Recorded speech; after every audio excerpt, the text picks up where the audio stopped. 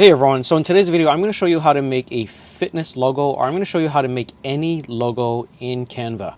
So for this example I'm going to be doing a fitness logo, and the first thing I want you to do is come over to design, and then where you see templates, okay, I'm going to search for a fitness logo. So I'm just going to go to logo templates and I'm going to go to search fitness.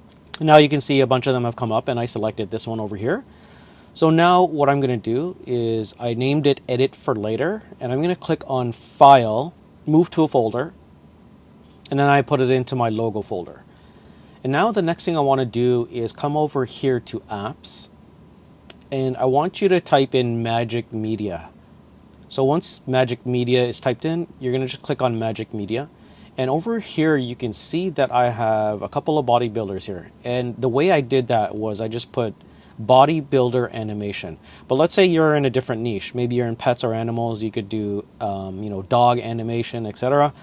So now what I want to do is I want to use this logo. So I'm just going to clear this logo right here, put it over here, and just scroll here. And now you can see that there's a gray background. So I'm just going to click on BG Remover.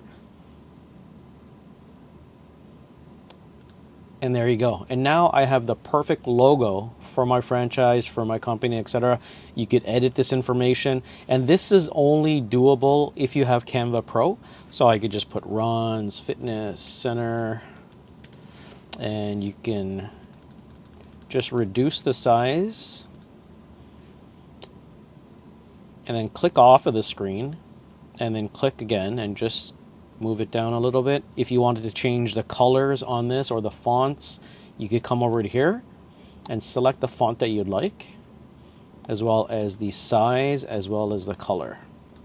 And then once you have it here, what you can do, you rename it to Ron's Fitness Logo, come over to share, and now what you want to do is you want to download this and select which one you are using it for. If it's for web, I'd recommend PNG. If it's for printing, it'll give you some options, PDF, and then I'll actually say best for printing.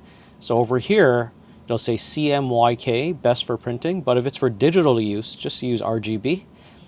And then you could download it, save it, and then send it to whoever you'd like, whether it's your web designer, etc. So anyways, that's it for the video. I hope you like it. Please don't forget to subscribe, like, and comment, and I'll see you in the next one.